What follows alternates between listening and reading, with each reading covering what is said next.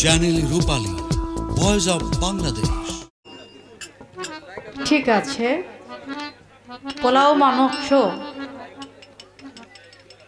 খাইতে খাইতে যখন মানুষের পোলাও মাংস খাওয়ার পর আর কোনো ফিলিংস থাকে না, মানে খাইতে খাইতে বিরক্ত হয়ে যায়, তখন কিন্তু একটু সালাদ নেয়। কি বলেন? সালাদ নিলে কি হয়, তার আর অস্থির লাগে না, আবার কিছু টানতে পারে।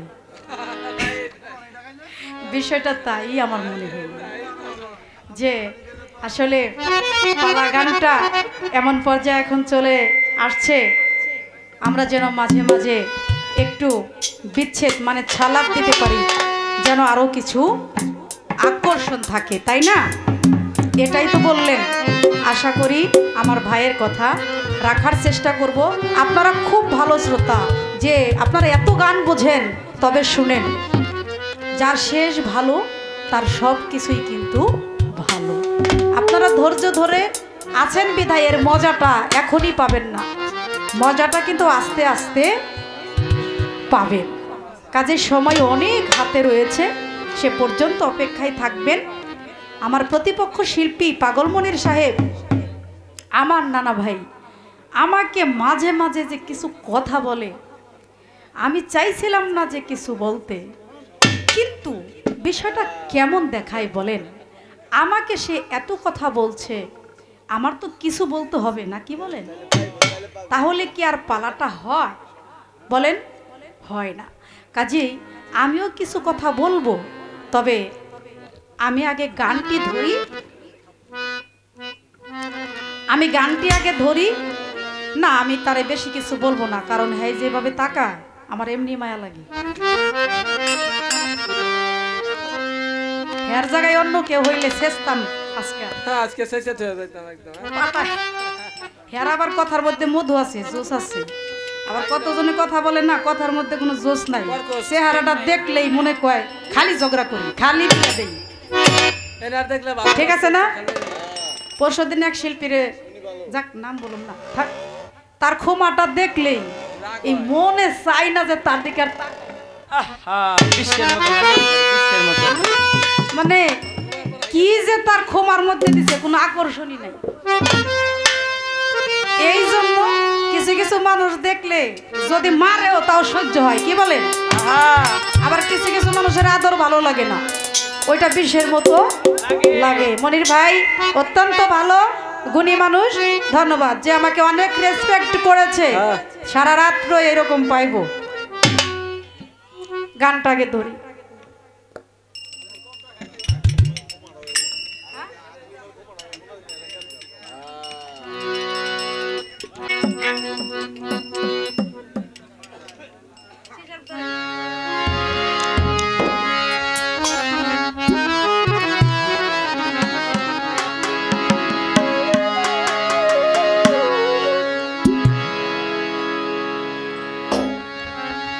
তরিকার প্রশ্ন করেছে, এই জন্য আগে গানটা আমি তরিকা বিষয় নিয়ে আপনাদের কাছে রাখি, তারপরে প্রশ্নের জবাবটা দিব।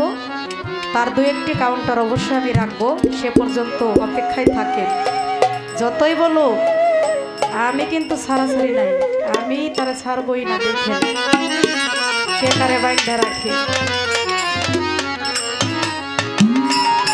সিস্তিয়া তরিকা তুমি ফুটলে গোলাপ ফুল, সিস্তিয়া তরিকা তুমি ফুটলে গোলাপ ফুল, মায়ের রাসূল আতায়ে রাসূল, খাজা মায়ের রাসূল আতায়ে রাসূল, খাজা মায়ের রাসূল, সিস্তিয়া তরিকা তুমি ফুটলে গোলাপ ফুল, সিস্তিয়া তরিকা তুমি ফুটলে গোলাপ ফুল,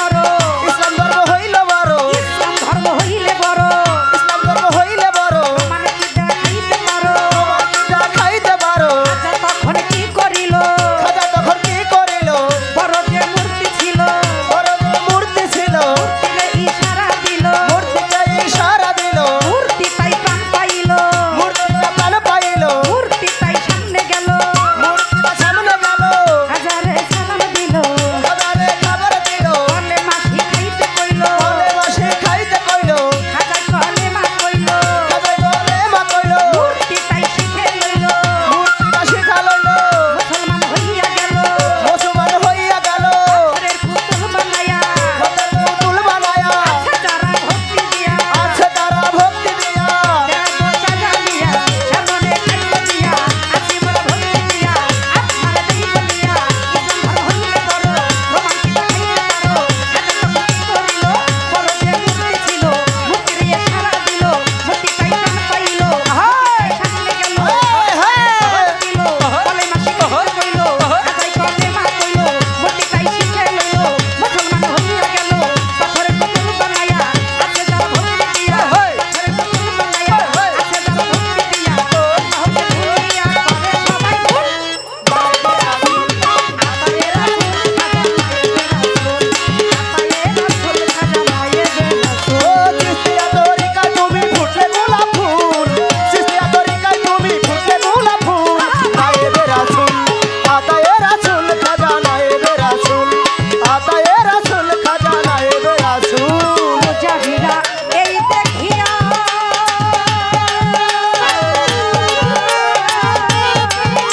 আবার মুসলমান গেল হইয়া পূজারীরা এই দেখিয়া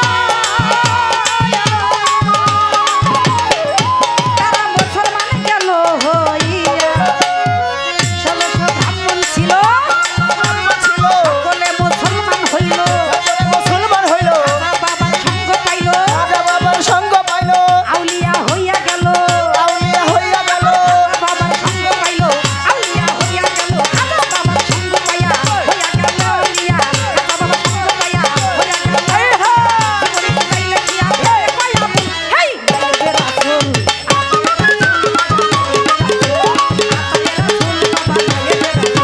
চিস্তিয়া তরিকা তুমি ফুটলে গোলাপ ফুল চিস্তিয়া তরিকা তুমি ফুটলে গোলাপ ফুল আতায়ে রাসূল খাজা নায়েবে রাসূল আতায়ে রাসূল খাজা নায়েবে রাসূল ও বড় ভাব লাগাইয়া দিল মনে বড় ভাব লাগাইয়া দিল মনে ভাব লাগাইয়া দিল মনে ও বড় ভাব লাগাইয়া দিল মনে রে বড় ভাব লাগাইয়া দিল মনে ভাব লাগাইয়া দিল মনে ও বড় ভাব লাগাইয়া দিল মনে রে বড় ভাব লাগাইয়া দিল মনে রে বড় ভাব লাগাইয়া দিল মনে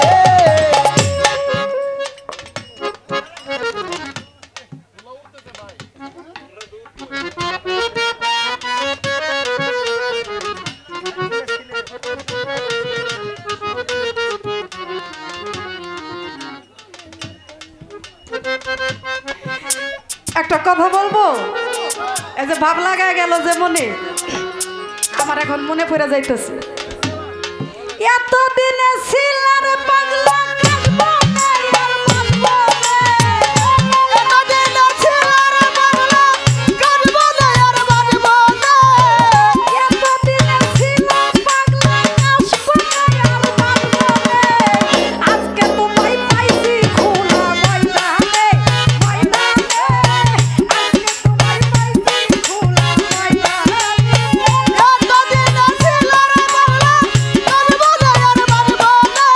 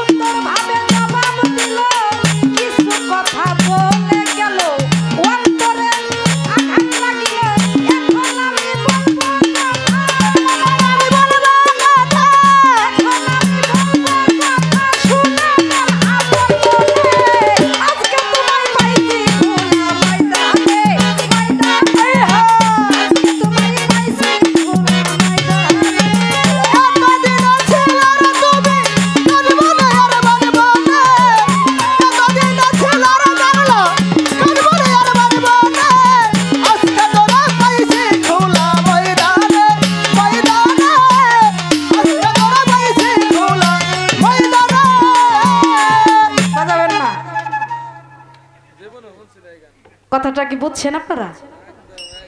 এত দিনে ছিলারে পাগলা, মানে মনির পাগলা,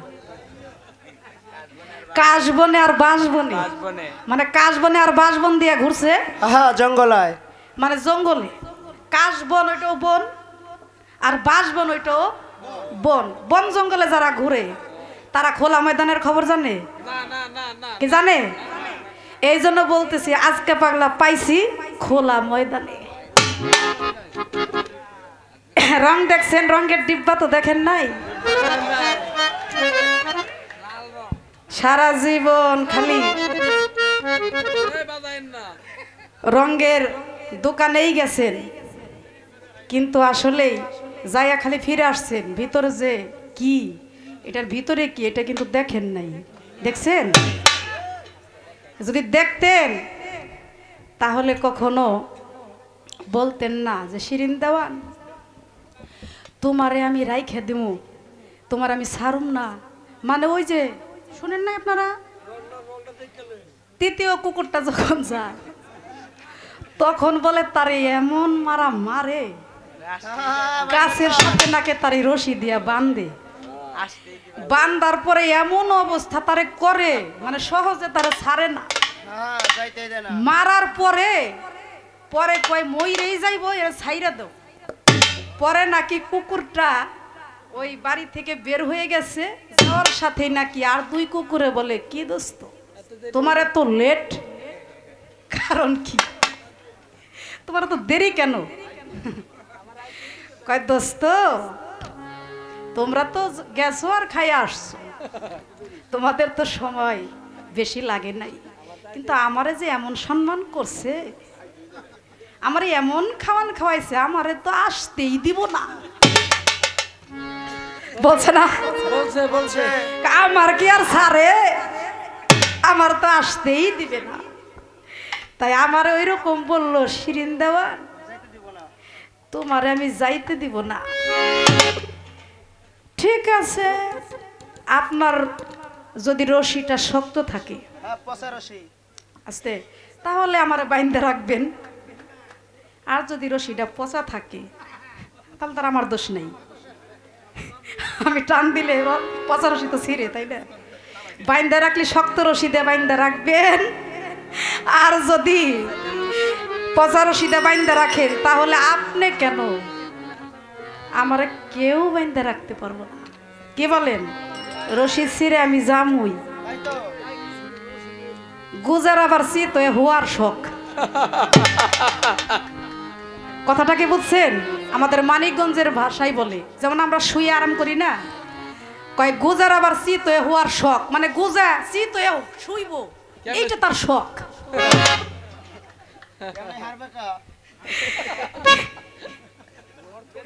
ইসে মারার দশা নাই, খালি ভর্তা খাওয়ার গাড়া না। এত শখ, হ্যাঁ কত শখের শখ। আমারে বলে কয় আমি তুমি যদি নেও তাইলে আমি ডুব দিমু। বলছে না কথাটা? শখ কত বাবা, আমি সাঁতার খেলুম, তুমি যদি আমার জন্য মাজা পানির মধ্যে নামো, গলা পানির মধ্যে নামো, তাহলে তো আমার পুরোপুরি মানে ডুবে যাইতে হবে। বলছে না কথাটা? তাইতেই বললাম গুজার আবার চিতে হওয়ার শখ। কথা বুঝছেন? মানে ইসা মারার দশা নাই, ভর্তা খাওয়ার খালি গাড়া। এই জন্যই বললাম জাদুবিন্দুর লেখা একটা গান, ধর্ম মাছ ধরবো বলে আমি নামলাম বিলে, আমার ভক্তির জাল ছিঁড়ে গেল, আমার কাদা মাখাই সার হলো। কুসঙ্গে সঙ্গ নিলাম, কুখানেতে বিলগা বাইলাম, খামা খালই হারাইলাম, উপায় কি করি বলো। আমি পাইলাম কিছু চান্দা পুটি, তার লোভ ছিলেও নিয়ে গেল। সত্য সেই ধর্ম বিলে সুরসিকে বাগ দিয়ে দুলে, ছিটকের জাল ঠেলে ঠুলে তারাই কিছু মাছ পেল। আমি হিংসা নিন্দার জুগলে জিনুক পেয়েছি অনেকগুলো, মাছ ধরা আমার পেঁচ পড়েছে, 5টি ভূত আমার পিছ লেগেছে, ভয়ে প্রাণ চমকে গেছে আরো বাদি জন ষোলো, জাদু বিন্দু বলে চরণ ভুলে আমার তাই এত এলোমেলো। এটা কেন বললাম? কথাগুলো সাধক যারা আপনারা কিন্তু বুঝছেন। পাগল মনির সাহেব সাঁতার খেলতে চাইছে না, এই জন্য বিলে যদি সাঁতার খেলতে যাওয়া হয় আগে সাঁতার কিভাবে দিতে হবে এটার কলা কৌশলী না জানলে পরে সাঁতার কিভাবে খেলতে হয়, ডুব কিভাবে দিতে হয়, ওইটার মন্ত্রতন্ত্র যদি না জানা হয় তাহলে কিন্তু সে অকালেই মারা যাবে। কি কথা ঠিক কিনা? হ্যাঁ, এই জন্য গানটার মধ্যে বলেছে কুসঙ্গের সঙ্গ নিলাম, কুখানেতে বিলকা বাইলাম, খামা খালাই হারাইলাম, উপায় কি করি বলো, আমি পাইলাম কিছু চান্দা পুটি, তার লোভ ছিলে নিয়ে গেল। তার মানে কিছু মানে কলা কৌশল না যাই নেই নামছিলাম জানিয়া, মানে জানি না কিছু, এই কিছু না যাই নেই আমি নামছি, নামার পর কিছু চান্দা পুটি পাইছিলাম, পাওয়ার পরও তার রাইখে খাইতে পারলাম না। কেন? আমার স্বভাবের জন্য, আমার স্বভাবের জন্য পারি নাই, লোভ ছিলে নিয়ে গেল। তার মানে হিংসা নিন্দার জুগলি জিনুক শুধু পেয়েছি অনেকগুলো। তা পাগলমণির ভাই, আমার নানা ভাই, আপনি যদি আমার সাগরে এসে ডুব পারতে চান আগে সাঁতার শিখেন। আর সাঁতার শিখতে হলে প্রথম নম্বরে আগে ভক্তি,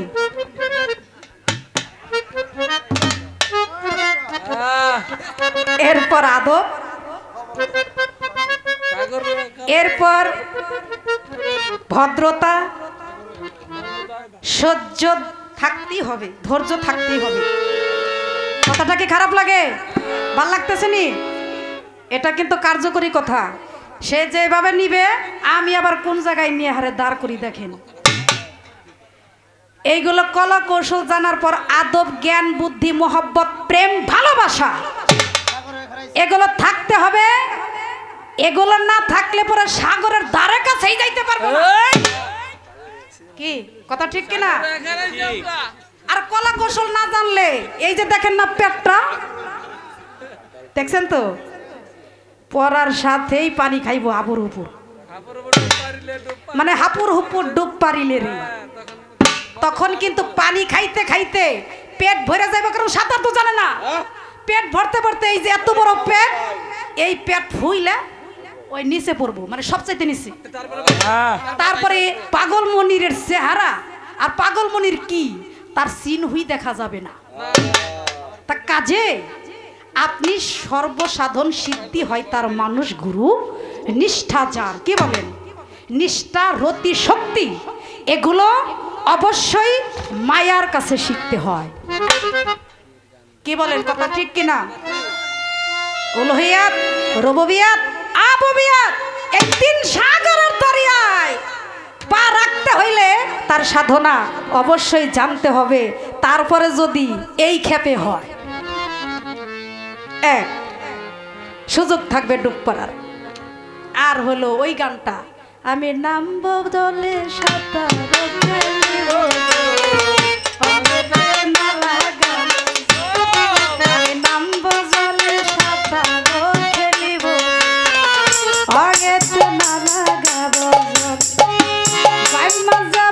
কাদার তরে হইল কাদার তর, আরে মাইমা যেমন কাদার তরে হইল কাদার তর, তারে কাদাই মায়া খাইতে পারে গো সজনী, কাদাই মায়া খাইতে পারে গো সজনী, কাদাই মায়া খাইতে পারে গো তার ভক্তি রসের বীজ, অঙ্গেতে না লাগাবো জল। আস্তে আছে না বাইম মাছের পিছলা ভাবটা আসেনি, পিছলা ভাবটা গৌতম মাছ আর বাইম মাছ হইতে হবে। ওই রকম স্বভাব থাকলে পরে অবশ্যই শত কাদার ভিতর থেকেও সে চলাচল করতে পারবে। কথা ঠিক কিনা বলেন? এই পর্যন্তই তাকে আমি রাখলাম। আর ওই যে আমার নানা ভাই মাঝে মাঝে যে আমারে কিছু আনন্দ দেয়, সে কথার বলার না, আনন্দ আটকাই রাখতে পারি না। এখন মাসলার পিছে তো অনেক মাসলাই দেওয়া যায়, অনেক আছে, কিন্তু আমার এগুলো আসলে অভ্যাস নেই। এক মাইয়া শখ করে বিয়ে করছে, কথাটা কি শুনবেন? বলেন বলেন। মানে আমার মতো, বুঝছেন তো? বিয়ে করছে, বিয়ে করার পর স্বামী গেছে বিদেশ। স্বামী বিদেশ যাওয়ার পর এখন মাঝে মাঝে মেয়ের জন্য অনেক কিছু পাঠায়। নতুন স্ত্রী বিবাহ করেই সে বিদেশে গেছে। এখন অনেক আহ্লাদ স্বপ্ন আমার স্ত্রী রাইখাছি, মানে কাজ যাই করে, টাকা পয়সা যাই পায়, বেশি টাকাই স্ত্রীর পিছে খরচ করে। তো এখন কাজকর্ম যতই করে, আপনারা তো বুঝেন জীবন সঙ্গী ছাড়া তো তার জীবনের কোনো মূল্য নাই। সারা রাত্র কাজ করার পর রাত্রে খালি মনে পড়ে যে আহারে আমার বউটারে রাইখাইছি, কি যে হইতেছে, তারে কতক্ষণে দেখুন। এই হলো তার মনে একটা ধ্যান ধারণা, চেতনা। তো হঠাৎ করে মানে মন খারাপ হয়ে গেছে যে বাড়ি যাবই, এই বিদেশ আর থাকুম। এখন ফোন দিছে, ফোন দেওয়ার পর বলে বাড়ি তো যাব, বাসায় ছোট বোন আছে, মা আছে, আমার স্ত্রী আছে। প্রথমে ফোন দিছে, বোনকে ফোন দিছে, বোন তোমার জন্য কি আনবো? বলে ভাই আমার জন্য একটা টাচ মোবাইল আনবেন। আচ্ছা আনলাম। এখন স্ত্রীরে বলছে তুমি আমার সব, তোমার জন্য কি আনবো? বলে স্বামী হার আনবা, সুন্দর শাড়ি আনবা, আমার যা যা পছন্দ আমার জন্য তুমি আনবা, কিন্তু তুমি আমার এমন দামি একটা শাড়ি আনবা আমার জন্য, শাড়িটা পুইরা প্রথমে আমি তোমার দেখুন। হইল। এবার মাকে জিজ্ঞাসা করছে মা তোমার জন্য কি আনবো? মা তো কান্না করছে, মানে এমন ভাবে চোখের পানি ঝরতেছে যে বাবা রে তুমি আমার সন্তান, তোমার কাছে আমার কিছু চাওয়ার নাই, তুমি নিজে আসো, আমার জন্য কিছু চাই না, তুমি আসলে পরে আমি খুশি। মা হলো এই কথা বললো, আর বোন হলো মোবাইল চাইলো, আর স্ত্রী হইলো শাড়ি চাইলো। এমন সুন্দর একটা শাড়ি কিনছে, অনেক দাম দিয়েই কিনছে শাড়িটা। এখন বিদেশ থেকে আসতে আসতে মানে সন্ধ্যা প্রায়, আর এমতো অবস্থায় ওই যে বোনটা আছে না, ওই বোনের কাছে শাড়িটা দিয়ে বলে যা তোর ভাবিরে তো বিয়ে করে এই যে বিদেশ গেলাম আর আসলাম না, আজকে আসছি তোর ভাবিরে শাড়িটা দিয়ে আয়। আর বোনে কি করছে, শাড়িটা নিয়ে সোজা শ্বশুর বাড়ি গেছে গা, যাই বলতেছে ভাবি আমার ভাই আসছে, এই যে তোমার জন্য শাড়ি, আমার ভাই কিন্তু আসবো, একটু সুন্দর হয়ে থাইকো সাইজে গুজা। পরে বলে ঠিক আছে, শাড়ি পায় তো খুব খুশি, এমন খুশি, এখন খুশিতে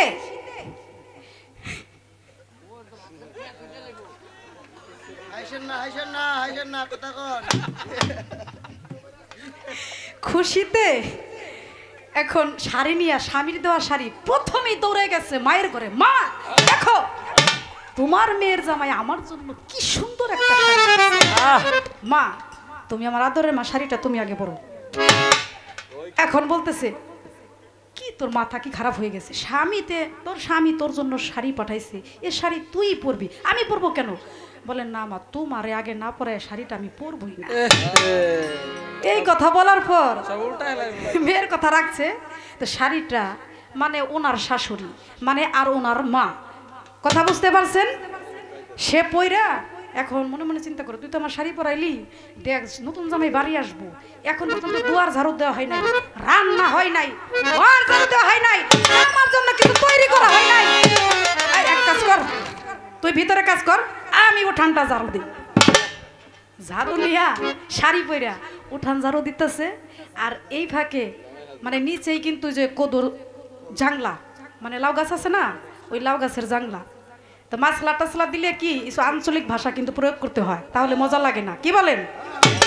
তো ওই কদর জাংলার নিচ দিয়ে সন্ধ্যা গনায় গনায় আসছে, আর এই ফাঁকে ওই যে দেখতেছে দুয়ার ঝাড়ু দিতেছে, পিছন থেকে দেখতেছে, হ্যাঁ শাড়ি নিজের হাতে কেনা, শাড়ি দেখে তো চিনছে, কতদিন পর দেখা, দেখে কি আর তার মাথা ঠিক আছে, পাগলমনির ভাইয়ের মতো আর কি। দেখার সাথে সাথে আর দেরি নাই, পাছার মধ্যে একটা থাপড় দিয়ে কয় হাই রে মাল,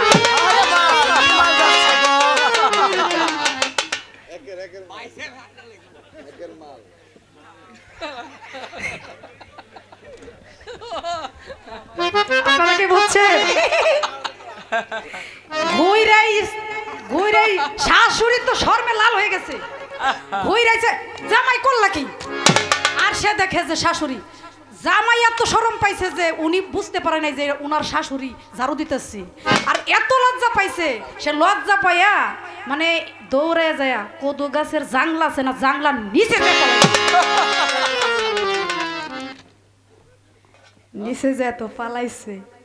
আর শাশুড়ি শর্মে দৌড়াইয়া ওই যে ঘরে যে মেয়ে রান্না করতেছে না, ওইখানে যায় বলতেছে, সারামজাদি তোরে বললাম শাড়িটা তুই পর, তুই আমার শাড়ি পরতে বললে আমি শর্মের শেষ, তোর জামাই আমারে কি লজ্জিত আমি, এই তোর শাড়ি তুই পর।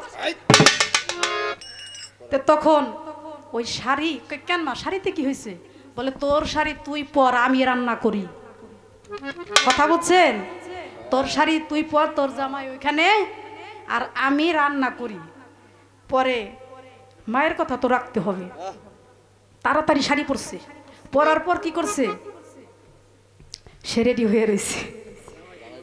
বলে মা তুমি তো দুয়ার মোর ঝাড়ু দিলা, তোমার আর রান্নার দরকার নাই, তা আমার শাড়ি দিছো, আমি শাড়ি পরতেছি, আমার স্বামীরে নিজের হাতে রান্না করে আমি খাও। তা নিজের হাতে রান্না করে খাওয়ানোর জন্য রান্না করতেছে, আর এদিক দিয়ে ওই যে জামাই কদু গাছের নিচে, সে মনে মনে চিন্তা করতেছে এতদিন পর বাড়ি আইলাম, এখন যদি আমি যে অন্যায় করছি আমার শাশুড়ির কাছে, আমি যদি এখন আমার শাশুড়ির কাছে মাপ না চাই, তাহলে তো আমার মানুষ খাতায় নামই থাকে না।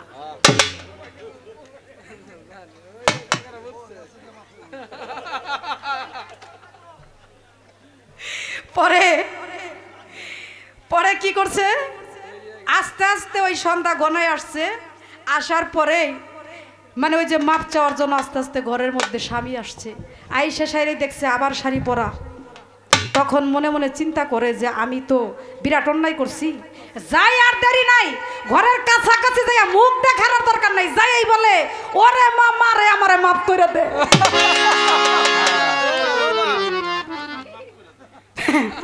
ওরে আম্মা জান আমারে যদি তুমি মাপ না করো, আমার মাপের জায়গাই নাই। পরে ঘুমটা খোলাইয়া বলে, বিদেশ থেকে যে আসছো তোমার মাথা ঠিক আছে? তোমার কোনটা শাশুড়ি কোনটা তোমার বউ তুমি তাও চিনো না? তো অবশেষে আমি আমার নানা ভাইকে বলবো যে এমন পরিস্থিতি করা যাবে না, এমন পরিবেশ করা যাবে না যেন আপনার মাথা নষ্ট হয়ে যায়। কি বলেন? ওইরকম কাজ আপনি করিবেন না। স্থান কাল পাত্র ভেদ বুঝে শুনে অবশ্যই অবশ্যই আপনার ওই দেশে আগমন করতে হবে।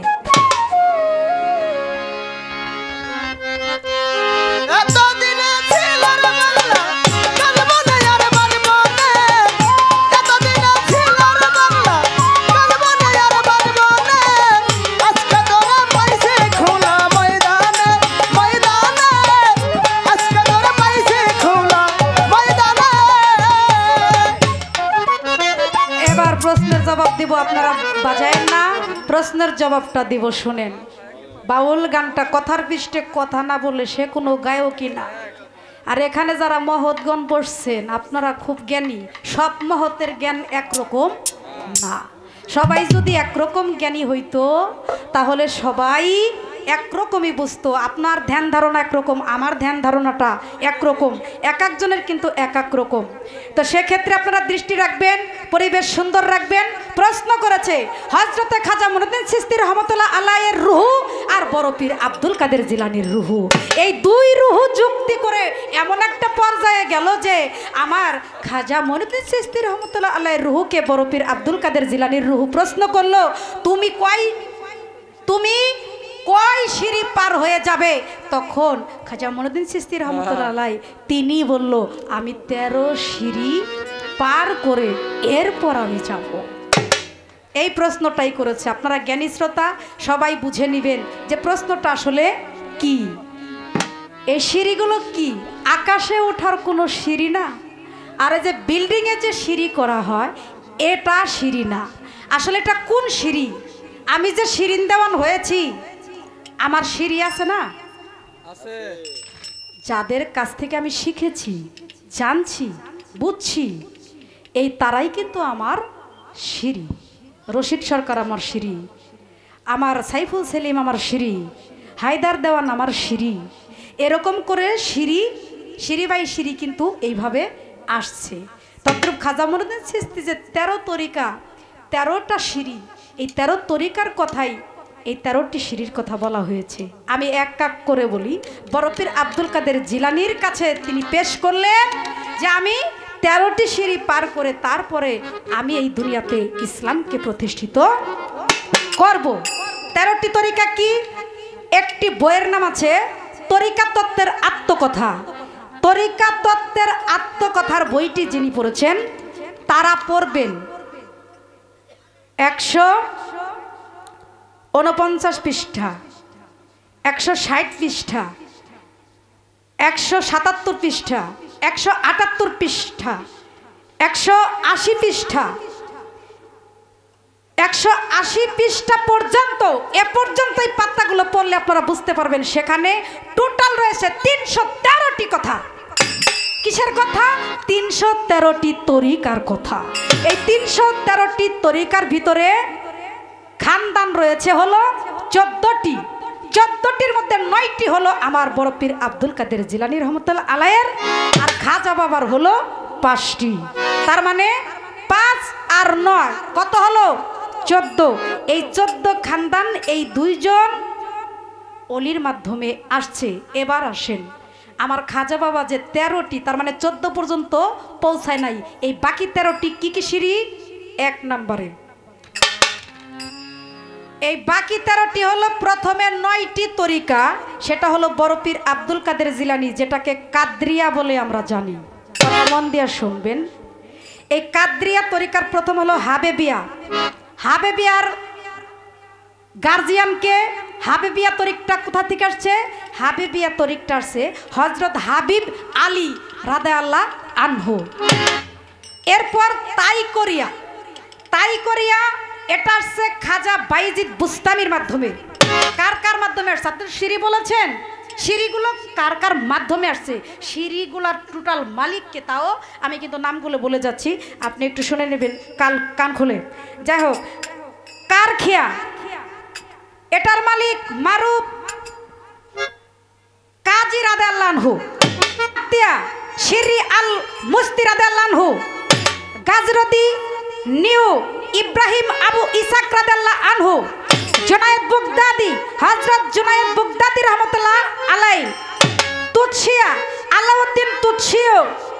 কুলপিয়ান নজমুদ্দিন আহমদ রাদিয়াল্লাহু আনহু। ইহো বায়েজিদিয়া শাহরুদ্দিন শাহরদিয়া। এ হলো 9টি সিঁড়ি। আমার কথা মিলিয়ে নেবেন, এই 9টি তরিকার মধ্যে 9 জন গার্জিয়ান আছে। এই 9টি সিঁড়ির ভিতরে এখন রয়েছে কয়টি? 5টি না? 5টির আগে কয়টি? 4টি। এই 4টি হলো চিশতিয়ার মধ্যে ঢুকছে। কোনটা? জায়েদিয়া। আবুল ওয়াহেদ বিন জায়েদ আয়াজিয়া, কুদাইল বিন আয়াজ রাদিয়াল্লাহু আনহু। আহমদিয়া ইব্রাহিম আহদাম। হিব্রাবিয়া হিব্রাতুল বক্তি। তার মানে 4 আর হলো 9, কত হলো? কত হলো? 13 হয়েছে। মিলিয়ে পাইছেন সিঁড়ি? এই 13টির পরে একটির নাম কি? চিশতিয়া। এই যে মুরব্বি সঠিক জবাব দিছে। চিশতিয়ার পরে একটি হলো চিশতিয়া, তার মানে 14 খানদান, 14 সিঁড়ি। বড় পীর আব্দুল কাদের জিলানীর 9 আর হলো খাজা বাবার চিশতিয়া তরিকায় 5 আর 9 হলো 14। তার মানে এই 14টি খানদান এই পৃথিবীতে পদার্পণ করেছে, এবং এগুলো এই যে যারা পীর পয়গম্বর রয়েছে এদের মাধ্যমে আমরা পেয়েছি, এবং আজবদি এই তরিকাগুলো শাখা প্রশাখায় বিভিন্নভাবে ছড়িয়ে আছে। এই তরিকার মধ্যে শুধু পাক পাঞ্জাতনের কথা বলা হয়, ওলিয়াউলা পীর মাশায়েখদের কথা বলা হয়। এই হলো আপনার 13টি সিঁড়ি। এবার বলেছেন আপনি বলবেন তো দয়া করে এই মুরাকাবার নাম কি? 10টি মুরাকাবার নাম কি চিশতিয়া তরিকার? এখন এই জবাবও তো আপনাদের দরকার। আমার জিজ্ঞাসা করছে এখন যদি আমি জবাব না দিই তাহলে যে ক্যামেরা আছে আপনাদেরকে ঠকানো হবে না? যদিও একটু বুঝতে কষ্ট হয় তারপর একটু শুনেন, প্রয়োজন আছে। আপনারা তো বুঝেন পৃথিবীতে আসছেন ল্যাংটা, যাইবেন ল্যাংটা। এই দুনিয়ায় থেকে কি কর্ম করলেন, কি নিয়ে যাবেন? জালালউদ্দিন রুমির কথা চিন্তা করেন যে তুমি কোথা থেকে এসেছো, তুমি আবার কোথায় যাবে, তুমি যে এসেছো তুমি দুনিয়ায় থেকে কি কর্ম করেছো, একটা বার কি তুমি ভেবেছো? এ কথা কিন্তু জালালউদ্দিন রুমি বলেছে। ওই কথা যদি চিন্তা করেন নবীজিরা কি কষ্ট করেছে, ওই কথা যদি আপনারা চিন্তা করেন তাহলে আপনাদের ধৈর্য ধরে কথাগুলো শুনতে হবে। মুরাকাবা মানে কি? এগুলো কোনো কোরআনের প্রশ্ন নয়, এগুলো হলো সম্পূর্ণ তাসওয়াব। তাসওয়াব মানে আধ্যাত্মিক। আপনারা মনে রাখবেন পৃথিবীর মধ্যে জাহেরি এলেম এসেছে, জাহেরি এলেমের পাশে কি আপনার বাতিনি এলেম আছে না? জাহেরি হলো প্রকাশ আর বাতিনি মানে গোপন। এই গোপন যেগুলো রয়েছে সেগুলো কোনো জাহেরি কোরআনে আসে নাই। তার মানে কাগজে লেখা কালো কালি দিয়া যেটা এটার মধ্যে আসে নাই, এটা সম্পূর্ণ কিছু তাসওয়াব। তার মানে মান আরাফা নাফসাহু ফাকাদ আরাফা রাব্বাহু। নফস বাধ্য করতে হলে মান আরাফাকে চিনতে হবে। মান আরাফা মানে তাসওয়াবের ভাষা। মান আরাফা মানে নিজের অজুদের কথা বলা হয়েছে। যা দেখবেন ব্রহ্মাণ্ডে তা হলো দেহ ভাণ্ডের ভিতরে। এই যে তরিকা মানে ওই পথে আমি পদার্পণ করলাম, ওই পথে পদার্পণ করা মানে আমার নবীকে ভালোবাসা। তার মানে নবী যেই বলেছে আহলে বায়াতের উপর যেই বান্দার নাই মুহাব্বত কাপটা কাফের দোজখের কিট, নবীর সাফায়াত পাবেন না, সে নবীর সাফায়াত। যে যত ইবাদত বন্দেগী যা কিছুই করেন না কেন আহলে বায়াতের যদি অংশীদারি হইতে চান আপনার বাতিনি তাসওয়াব ভাষা দরকার, এই তরিকা তত্ত্বের কথার দরকার। এই জন্য খাজা বাবা কি করছে, হিন্দুস্তানে গিয়া কত কষ্ট করছে, কত না নিন্দাচারী হইছে, কত না তাকে পাথর মেরেছে, কত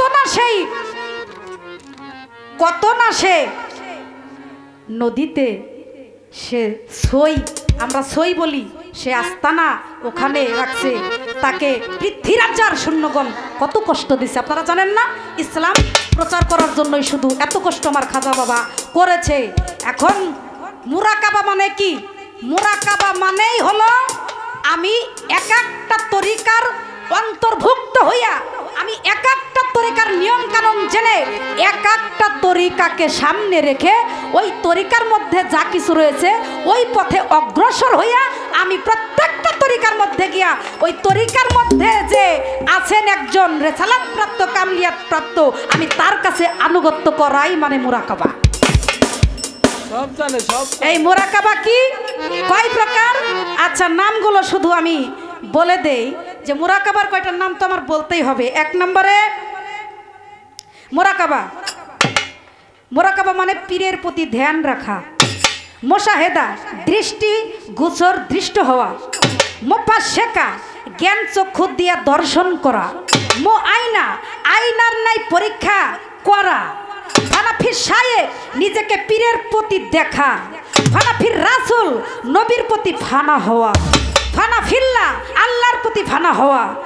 বাকা বিল্লাহ আল্লাহর সহিত কায়েম হওয়া। আইনিয়াতে হাকিকি জানা, সব বস্তুকে এক জানা।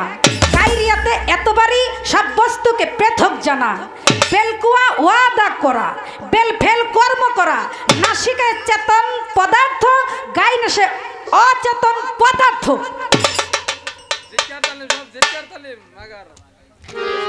এইগুলো হলো মুরাকাবা। কথা কি ঠিক আছে? এই মুরাকাবাগুলো চিস্তিয়া তরিকার মধ্যে রয়েছে। আপনি আমার 10টি বলছেন, নির্ধারিতভাবে 10টি কোনো মুরাকাবা না। মুরাকাবার শেষ নাই। যে ভাবে যাকে যখন যেভাবে দেখেন ওইটাই মুরাকাবা। কথা ঠিক আছে কিনা? নির্ধারিতভাবে কেউ বলতে পারবে না মুরাকাবা এত প্রকার। প্রত্যেকটা বিষয়ে সাধনা করতে গেলে, প্রত্যেকটা বিষয় জানতে গেলে, বুঝতে গেলে সেখানেই আপনার মুরাকাবা মানে হাল, একটা হাল তো আপনার থাকে। সেটা আপনার পিতার প্রতি একটা হাল থাকতে পারবে, সেটা মুরাকাবা। আপনার চাচার প্রতি একটা হাল থাকতে পারে, সেটা আপনার একটা মুরাকাবা। আপনার স্ত্রী থাকতে পারে, সেখানে আপনার একটা হালিয়াত থাকতে পারে, সেটা মুরাকাবা। কাজেই নির্ধারিতভাবে 10টি মুরাকাবা, ইহা কোনো কথা না। মুরাকাবার শেষ নাই যতগুলো, তার মানে 313টি যদি তরিকা হয়, তাহলে 313টি তরিকার মধ্যে কি মুরাকাবার অভাব? দেখেন তো অভাব আছে? তো সিম্পল কিছু আমি আপনাকে বুঝাইলাম। আপনি যে বড় পীর আব্দুল কাদের জিলানী রহমতুল্লাহ আলাইহি তার জীবনী গাইতেছেন, আমার শুধু একটু জানার ব্যাপার যে বড় পীর আব্দুল কাদের জিলানীর তরিকা 9টি, তাই না? আস্তে আমি এখন তরিকা বিষয়ে একটু জানুম, সে কতটুকু পড়াশোনা করেছে, এটুক তো আমার একটু পরীক্ষা করতে হবে। কি কথা ঠিক কিনা? আচ্ছা, এই যে 9টি তরিকা, এই 9টি তরিকার মধ্যে এর ফেলগুলি কি? বাড়ি দেন।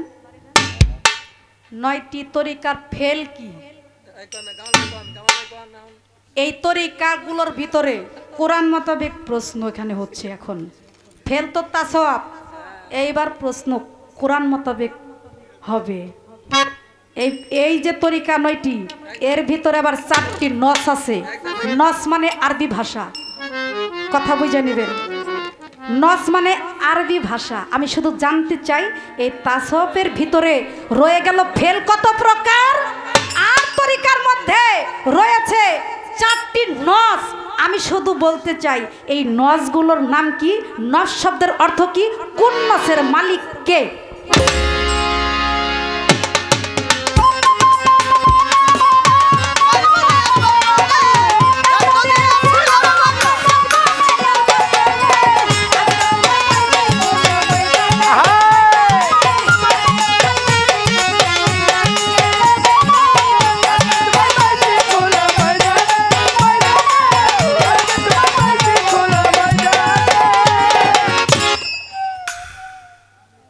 সবকিছুই লাগে বাবা, কি আপনাদেরকে আনন্দ দেওয়া আমাদের কর্তব্য, মনে রাখবেন।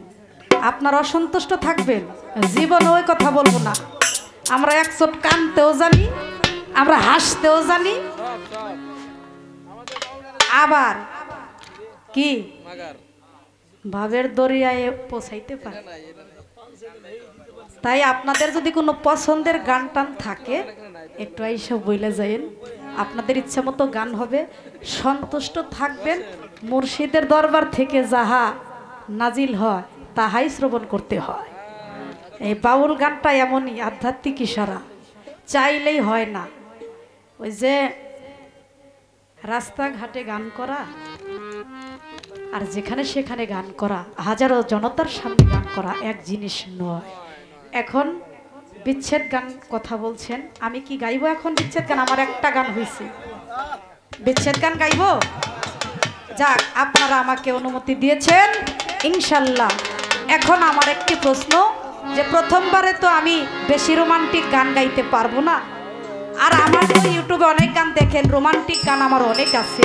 তো যেহেতু আপনারা গুণীজন, আপনাদেরকে উদ্দেশ্য করে একটি গান, আমার গুরুজি আব্দুর রশিদ সরকারের একটা গান আপনাদেরকে উপহার দেই। এরপর যদি কারো পছন্দের গান থাকে বলবেন।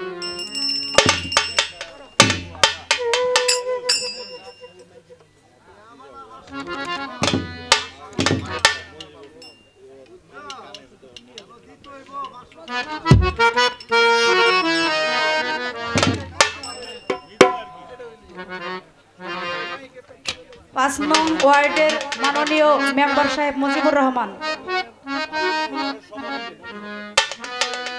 সভাপতি সাহেব মুজিবুর রহমান, গানে গানে তার নামটি বলতে হবে। শুরু করি আগে।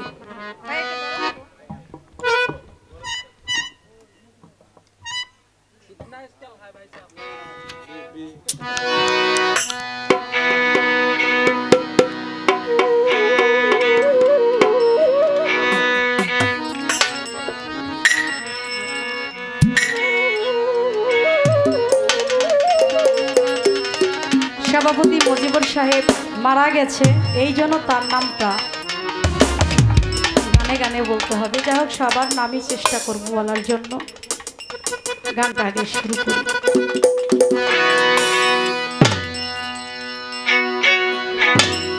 আমি তোর পিরিত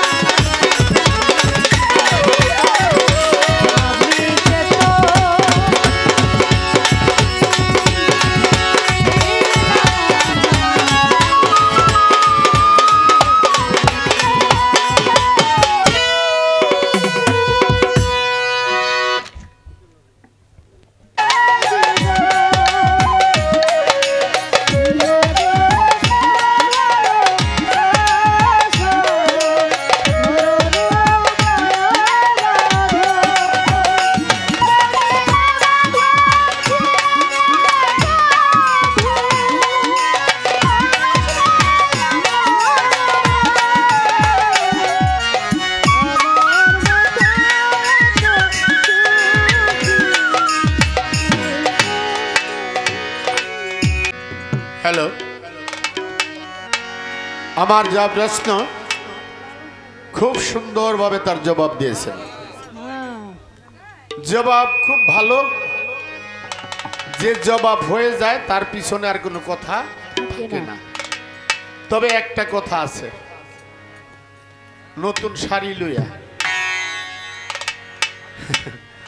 বিদেশ গেছে, নতুন শাড়ি লইয়া আইছে, শাশুড়িরে মাজায় থাবর দিয়ে কয় এ হ্যাঁ এক নম্বর মাল। হ্যাঁ উপকার পাইছে, উপকার পাইছে। লজ্জায় পড়া দিয়া কয় তোর শাড়ি তুই পিন, আমারে শরমটা দিলি।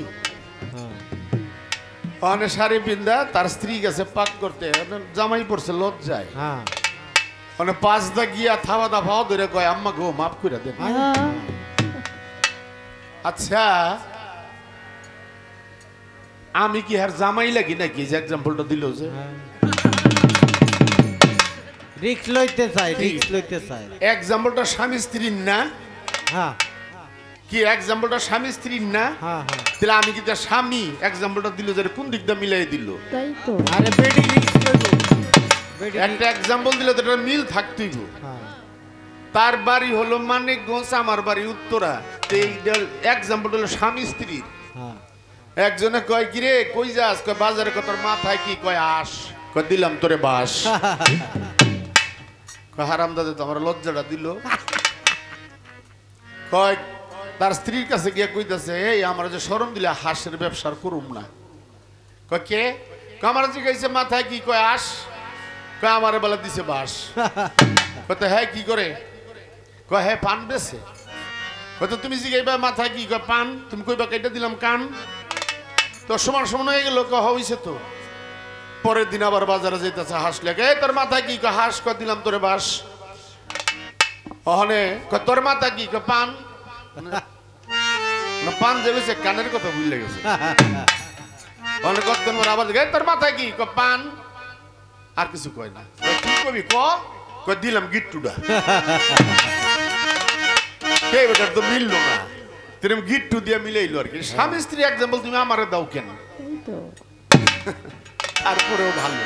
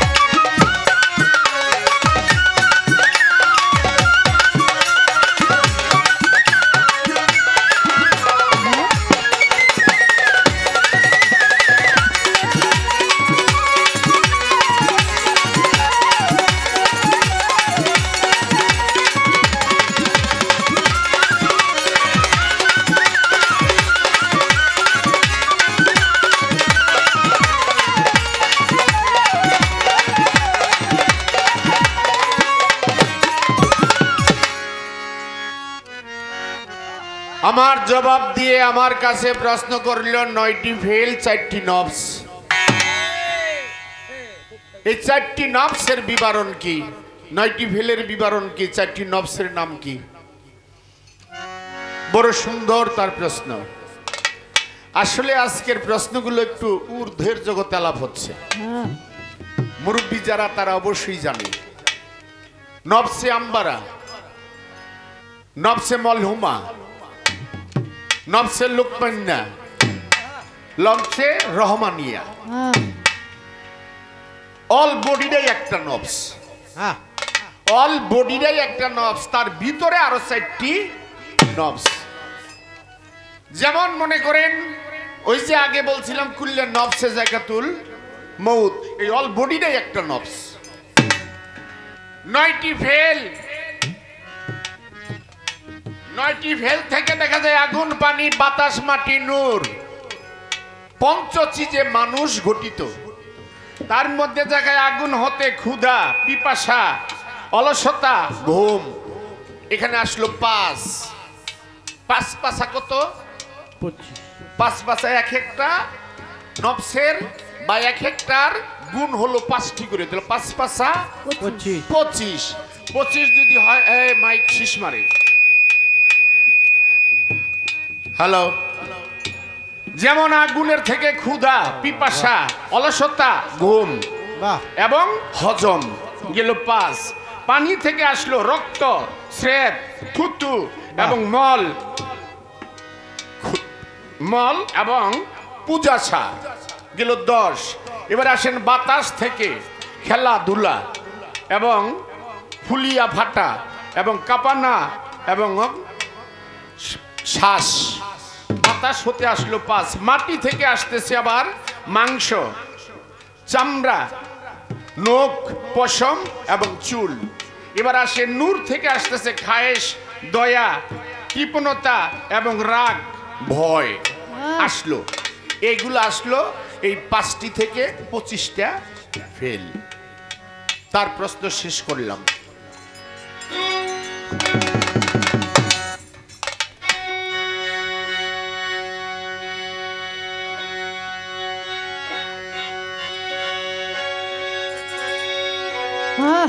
হ্যালো,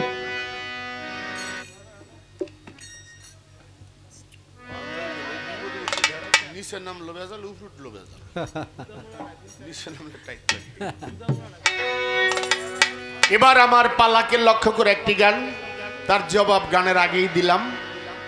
আমার যা প্রশ্নের জবাব দিলেন ভালো, তবে সামনে তো আর থাকে এরকম আরো কিছু আসতেছে। আমারে কয় রং দেখছেন তো, রঙের ডিব্বা দেখেন নাই না? ডিব্বা রঙের কারখানা দেখামো তোমারে। রঙের কারখানা ছিল, তুমি তো ডিব্বা দেখাইছ, কারখানা দেখামো, একটু অপেক্ষা করো। গানটা গায়া তারপর আসতেছে। কয় আপনার দেখলাম মায়া লাগে। কি গমু কইতে মন চায়, কিন্তু ভুই লাগেছি না কইতে না কইতে। কয় মায়া লাগে। মায়া লাগবো না? যার সাথে যার বাপ আর গুয়া দেখলো বলে লাভ।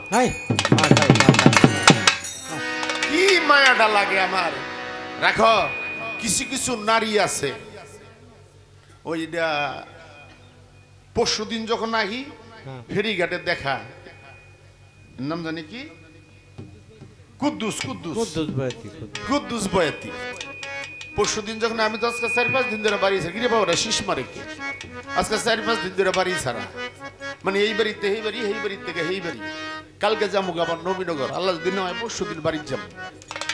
পরশুদিনও বাড়ি যাওয়ার সময় নাই, হ্যানতে পারে যাবো ফরিদপুর। মানে এইভাবে এই বাড়ি আমারই, সব বাড়ি আমার। কুদ্দুস বয়াতি সে কিন্তু কিছু কিছু কথা বলে, আর ওই কথাগুলো বুঝতেছি না। এই যে চালাইতে হয় কই এত বদলাই গেছে, কেন কেন কেন কেন করে কেন। ওরে ডাক দাও, ওরে ডাক দাও। হ্যালো, এই যে দেখছো কোন জায়গায় টিপ দিছ, বই আই অনেক কথাটা কইলে কোন করে ডাক মারে।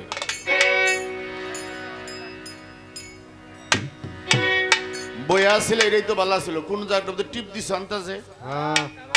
এই কালকে হারাটা রাত্রে এমন করছো, আজকে কিন্তু মাইকটা ভালো সার্ভিস দিচ্ছে। কালকার থেকে আজকে ভালো সার্ভিস দিতেছে না মাইকটা। যদি আইয়া ভাগ না এটা কোন টিপটা দিয়ে নষ্ট করে দিই।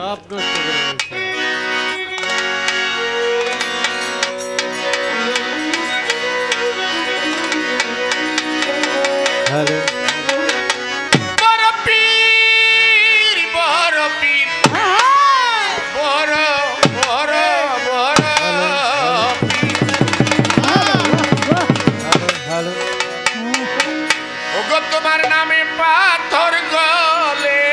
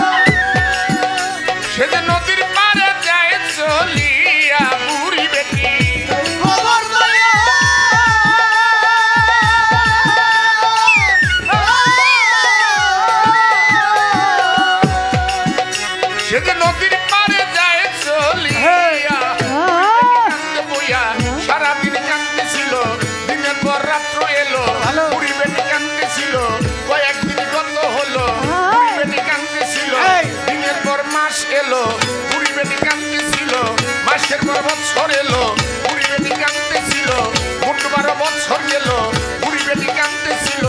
একদিন আমার বড় পীরে পার দিয়া চলে, হঠাৎ করে নজর করে বুড়ি একটা কান্দে বইয়া, বড় পীর যাই দেখিয়া বুড়িকে যাই জিগাইয়া, শোনো আমার মা জননী কেন বসে কান্দ তুমি?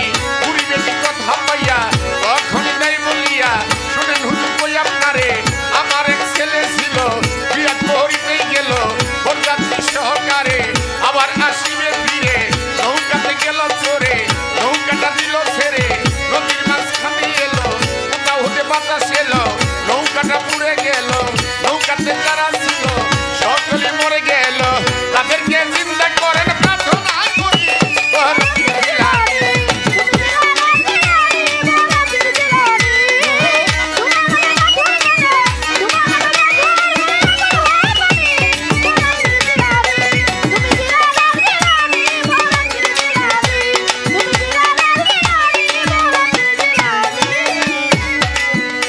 আমার বড় পীরে কথা পাইয়া,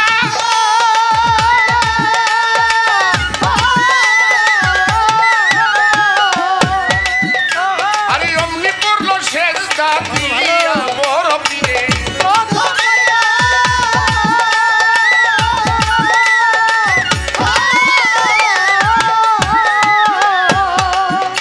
আরে অমনি পড়লো সেজদা দিয়া, বিনা তারে তারে লাগাইয়া মাওলাকে যাই বলিয়া, শোনো আমার সাইকে বিরিয়া আমার কাছে যাই বলিয়া, বুড়ির যে ছেলে ছিল ছেলে চিন্তা করতেই হলো, আল্লাহ এই কথা পাইয়া তখনই যাই বলিয়া, মহিয়দিন তুই তোমারে হাতের মুঠেই পানি ছিল, আল্লাহ এই কথা পাইয়া তখন তিনি যাই বলিয়া, মহিয়দিন তুই তোমারে হাতের মুঠে পানি দিয়া, আবার পানি দাও সিটাইয়া, বড় পীরে কথা পাইয়া সেজদা হতে লাই উঠিয়া, কি জানি কি মুখে করিয়া হাতের মুখে পানি দিয়া, আবার পানি দেয় সিটাইয়া, কিছুক্ষণ পরে চাহিল নতুন এক নৌকা এলো বরযাত্রী সহকারে, সঙ্গে নতুন বধূ নিয়া, নৌকা যায় ঘাটে ফিরিয়া,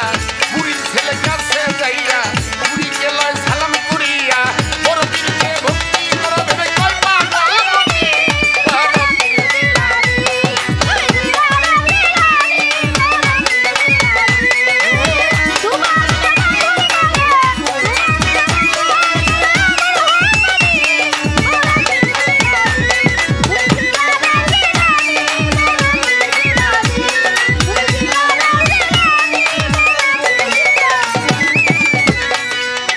তাহার যাহা প্রশ্ন ছিল ধর্ম সবার খাই,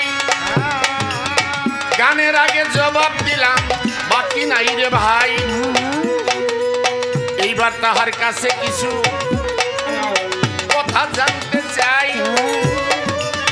আগে যাহা জিজ্ঞাসা ছিল সুন্দর জবাব পাই, জবাব দিলাম ভাবে ভাবে ও জবাব দিলাম ভাবে ভাবে, আসলে তো ভাবের মধ্যে একটা ভাবটা নষ্ট করে দিলেন। আল্লাহ আল্লাহ আল্লাহ আল্লাহ,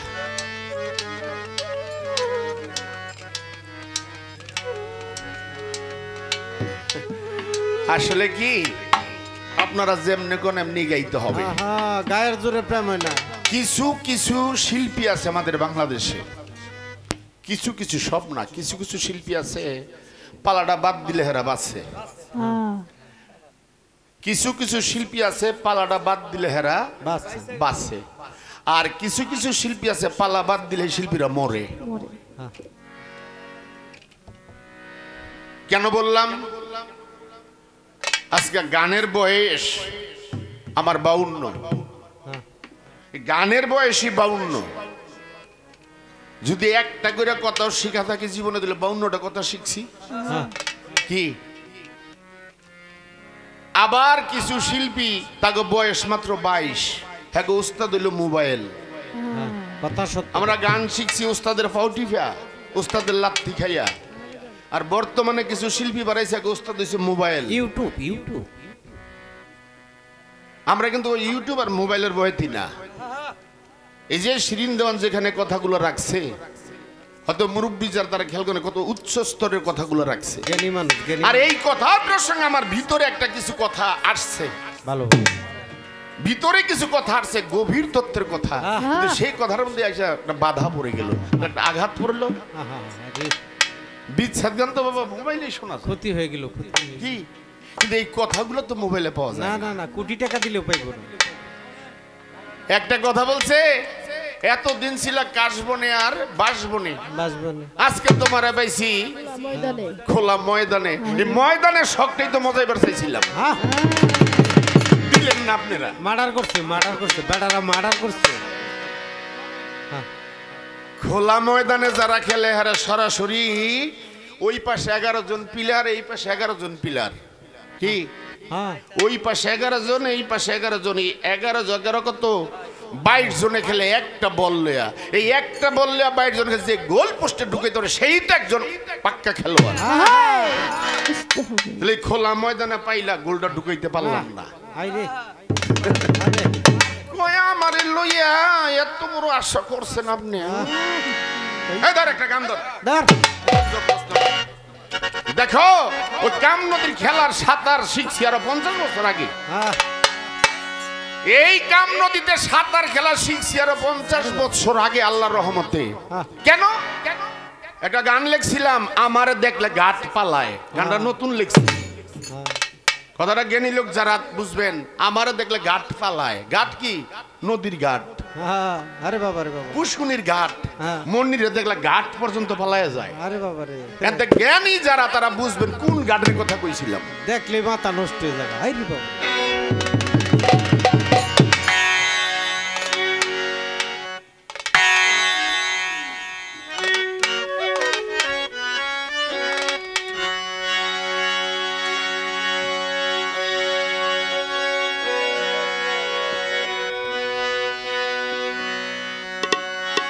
তার যে কথাগুলো বলছে তার পাশে একটি গান আমার গাইতেই হবে। গান গান না গাইলে তার ওই যে সাঁতার খেলার উত্তরটা যে কইছে না, বাইম মাছ আর গুতুম মাছ, হ্যাঁ হ্যাঁ, বিজল আছে নাকি গায়ে আপনি? ওটা কাদার ভিতরে যায়, হাবুডুবু খেলে আবার বাইশে ওঠে, তার গায়ে কাদা বাজে না না। কয় এরকম সাঁতার খেলতে গেলে আপনার শিক্ষাই দিব। হ্যাঁ, কথাটা কইছে নি? গায়ে সাঁতার খেলতে গেলে শিখতেইব। এখন এই যে গানটা রাখছি, এই গানটা দেখলেই বা শুনলে সে বুঝবো ওই সাঁতার খেলা পাগল মনির জানে কিনা। হ্যাঁ, গায়ে না।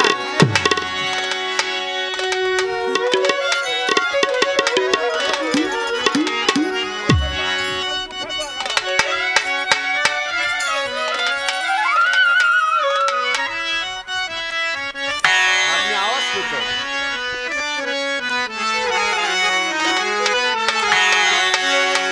ও তোর মাল কোটা দন কেড়ে নিল রে, ও তোর মাল কোটা দন হরে নিল ঘরের কুনি বেঙ্গে, অসময়ে নাও দৌড়াইলা গাঙ্গে, এবার না বুঝিয়া রঙ্গে, অসময়ে নাও দৌড়াইলা গাঙ্গে।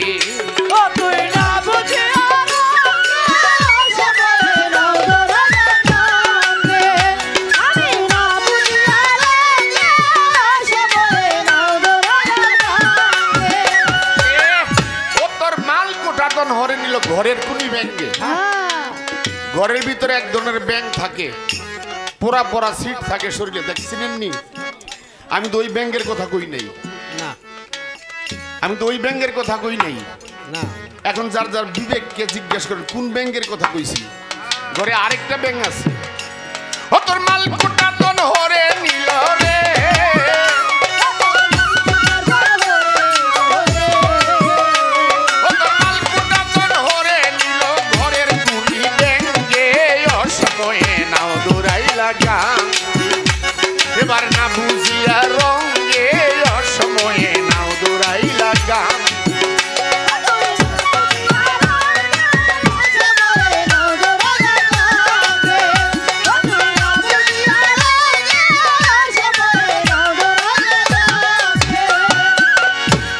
মনরে ওরে লুবি মন মন মনরে, সারা একটি মুখ তিনটি ধারা সেই গাঙ্গের দেই সারা একটি মুখ তিনটি ধারা কত সাধু সর্বহারা যাইয়া সেই গাঙ্গে বাবা সেই গাঙ্গের দেই সারা একটি মুখ তিনটি ধারা কত সাধু সর্বহারা যাইয়া সেই নদীর ভাগ্যে ভাগ্যে কুম্ভীর থাকে রে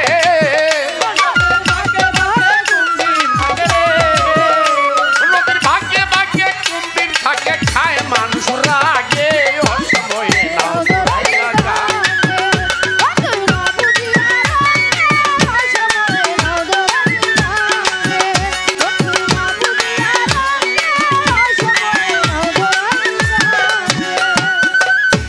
মনরে ওরে লুবি মন মন মনরে বাবা কাম নদীর তরঙ্গ বাড়ি আরে কত নাইয়া বইটা সারি কাম নদীর তরঙ্গ বাড়ি কত নাইয়া বইটা সারি হাবু ডুবু খাইলো সেই গান আর কাম নদীর তরঙ্গ বাড়ি কত নাইয়া বইটা সারি হাবু ডুবু খাইলো সেই গান কতদিন ঘুরাইলো আয়ু গেল রে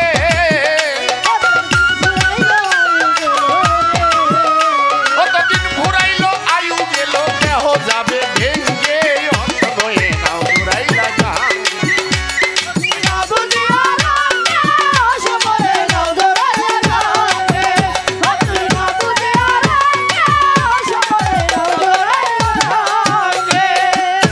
মনরে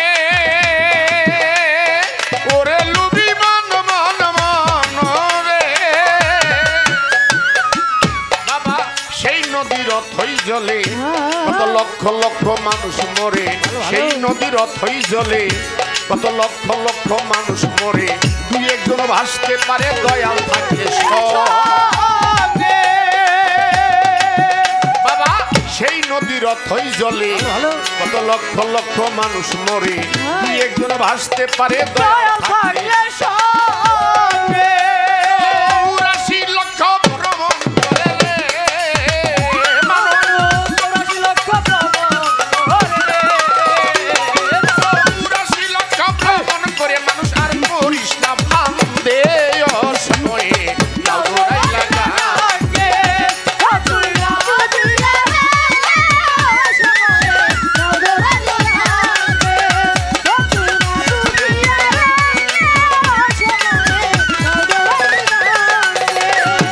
মনরে ওরে লুবি মন মন মনরে এবার পাগলা মনির পাগলা বচন বাবা দিন থাকিতে করো সাধন পাগল মনির পাগলা বচন দিন থাকিতে করো সাধন নইলে হারাবি রতন কাঁদবি অবশে আয় পাগল মনির পাগলা বচন দিন থাকিতে করো সাধন নইলে হারাবি রতন কাঁদবি অবশে আরে বৎসরেতে 36 দিন রে আসে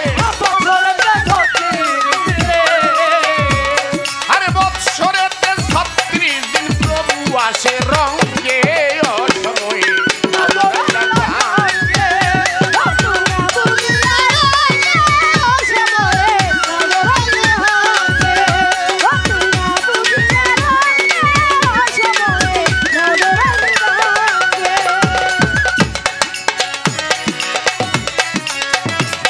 আরে মালিকুনা তন হরে নীল রে ওরে মালিকুনা তন হরে নীল ঘরের ভূমি ব্যাঙ্গে অসময়ে নাও দৌড়াইলা গাঙ্গে এবার না বুঝিয়া রঙ্গে অসময়ে নাও দৌড়াইলা গাঙ্গে এবার না বুঝিয়া রঙ্গে অসময়ে নাও দৌড়াইলা গাঙ্গে যারা গুরু ধরা লোক তারা বুঝছে যে গানটার মধ্যে কি কথা বলা হচ্ছে তাহলে তার মেন মূল কথা হইল কি যে পাগল মনিরও নদী পার হইতে জানে জানে জানে আর এই কারণে বললাম তারে দেখলে গাঢ় সহ পালায় যাক এবার মেম্বার সাহেব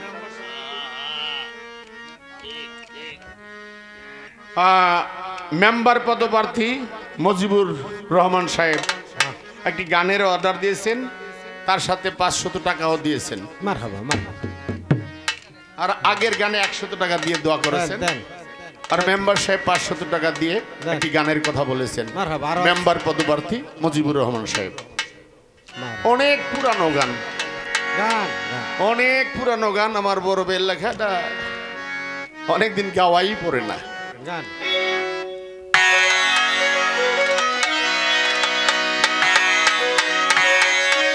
আয় হায়।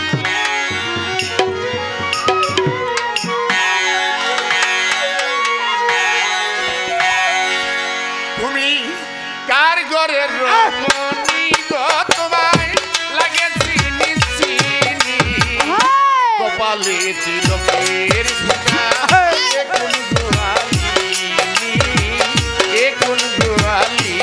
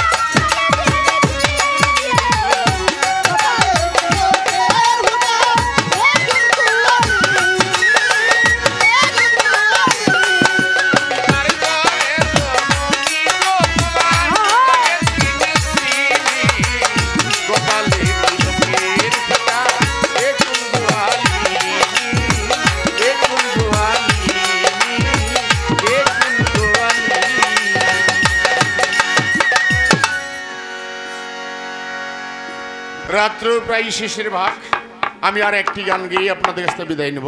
হ্যাঁ, সেই গানটা অনেকেই বলছে পাগল বাচ্চু সাহেবের বিচ্ছেদ গাওয়ার জন্য। গান গান গাইলেই ভাল লাগে, গাইলেই ভাল লাগে। হাইরি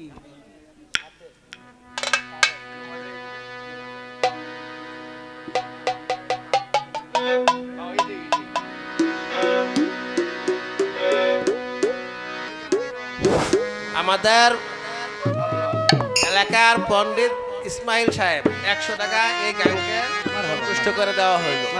আমাদের শাহজাহান মামা আরেকজন 100 50 টাকা টাকা দিচ্ছে। দেওয়া হইল। এবং যে গানটি গাওয়া হইলো মজিবর বিয়ে আগেই বলছে, কিন্তু টাকাটা আমার হাতে রয়ে গেছে। 500 টাকা দিল। মেম্বার পদপ্রার্থী মুজিবুর সাহেব 500 টাকা, আর অনেকে অনেক টাকা দিয়েছেন। 50 টাকা দিচ্ছে। আসলে রাত্র শেষ হয়ে যেতেছে, কিন্তু টাকা বকশিস শেষ হইতেছে না আজকে। আসিতেছে, খালি আসিতেছে। এই যে দেখেন, আপনারা অনেকেই চিনেন সে ব্যবসায়ী আমার বিআই হক সাহেব। আমারটা হই। সে বিআইও 500 টাকা দিয়ে দোয়া করেছে। আলহামদুলিল্লাহ, ধন্যবাদ। আলহামদুলিল্লাহ।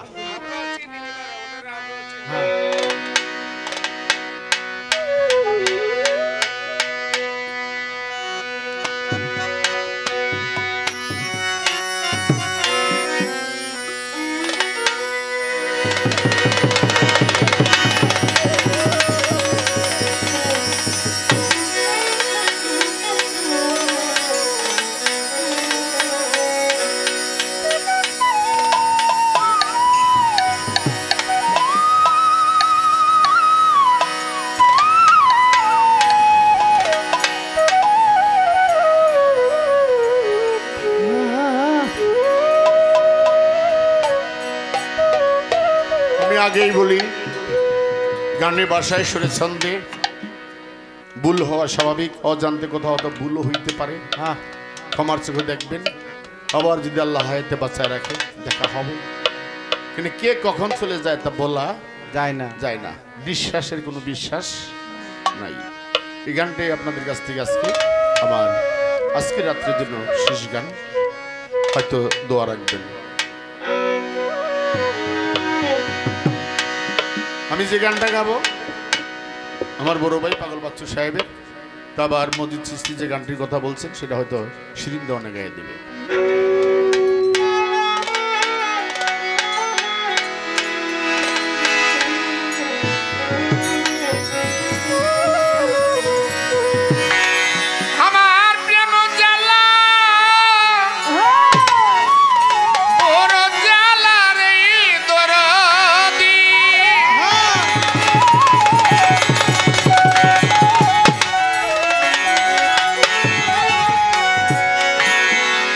আমার